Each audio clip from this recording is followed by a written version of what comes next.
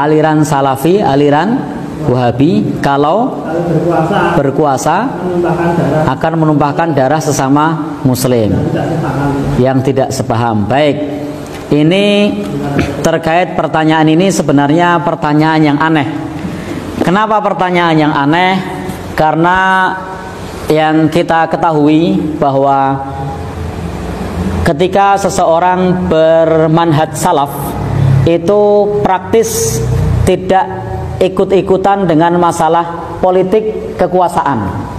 Bagaimana mungkin dia akan berkuasa sementara tidak membahas yang terkait dengan masalah kekuasaan. Bahkan kita tidak akan menemukan kajian mereka yang terkait dengan masalah menggulingkan penguasa. Bahkan di kelompok mereka itu jangankan menggulingkan, ngerasani penguasa saja itu tidak boleh.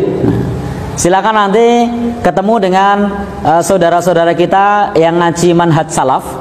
Mereka itu untuk mencela penguasa saja tidak boleh. Jadi mereka itu mencela penguasa saja tidak boleh. Bahkan mereka itu sangat taat kepada pemerintah. Nah, contoh misalnya pada saat Ramadan, kalau di Muhammadiyah kan pakai hisab. Nah, berbeda dengan pemerintah. Kalau salaf enggak. Mereka akan ikut dengan keputusan pemerintah. Bahkan andai pun yang dibuat oleh pemerintah itu, keputusan pemerintah tersebut itu dalam tanda kutip menzalimi mereka, mereka tidak akan melawan.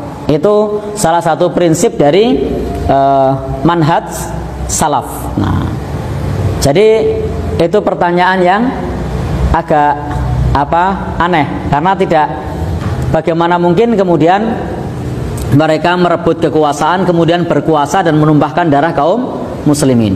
Karena konsep dalam salaf itu konsepnya adalah bahwa kebaikan itu bukan dari atas, bukan dari kekuasaan, tetapi dari pribadi masyarakat yang baik nanti akan membentuk pemerintahan yang baik.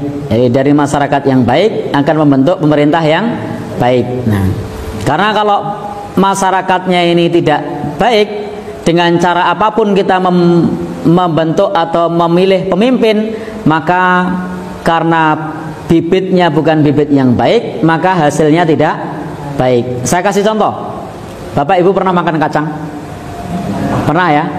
Kalau kacangnya itu semuanya isi 3, mau dimakan dengan cara merem, dapatnya isi 3. Dengan cara terbuka, dapatnya isi 3. Diambil pakai tangan kanan, dapatnya isi 3. Diambil pakai tangan kiri, makanya tetap tangan kanan, dapatnya tetap isi 3. Nah, karena semua bibitnya kacangnya baik. Nah, tapi kalau kemudian kacang ini kopong-kopong, gombong-gombong, mau dilihat dengan merem, diambil dengan merem, kopong, melek, kopong, tangan kanan kopong, tangan kiri kopong.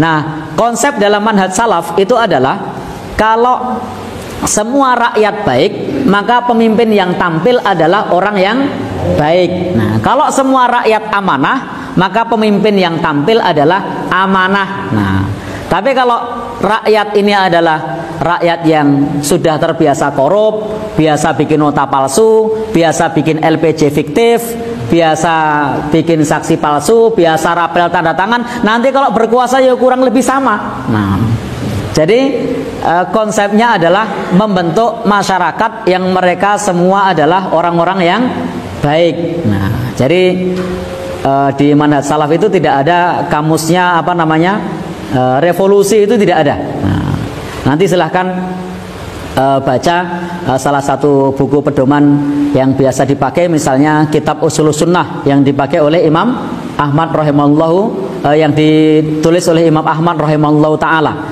Di situ tidak boleh bagi kita untuk memerangi penguasa yang sah. Nah, kalau kemudian Bapak dan saudara yang berbahagia yang dirahmati oleh Allah Subhanahu wa taala, terkait mengenai masalah Wahabi, saya tidak paham apa yang dimaksud dengan Wahabi. Nah, jadi silahkan nanti teman-teman Bapak-bapak dan saudara yang berbahagia yang dirahmati oleh Allah Subhanahu wa taala, karena Wahabi ini lebih kepada stigma, bahkan hampir-hampir nyaris tidak kita temukan organisasi yang namanya Wahabi. Kalau misalnya ada, itu terdaftar di Kementerian Hukum dan HAM kapan, berdiri tahun berapa, itu tidak ada. Yang tidak pernah ada ormas yang namanya Wahabi. Di negeri kita tidak terdaftar, di negeri lain juga tidak terdaftar. Jadi tidak ngerti apa yang dimaksud dengan Wahabi.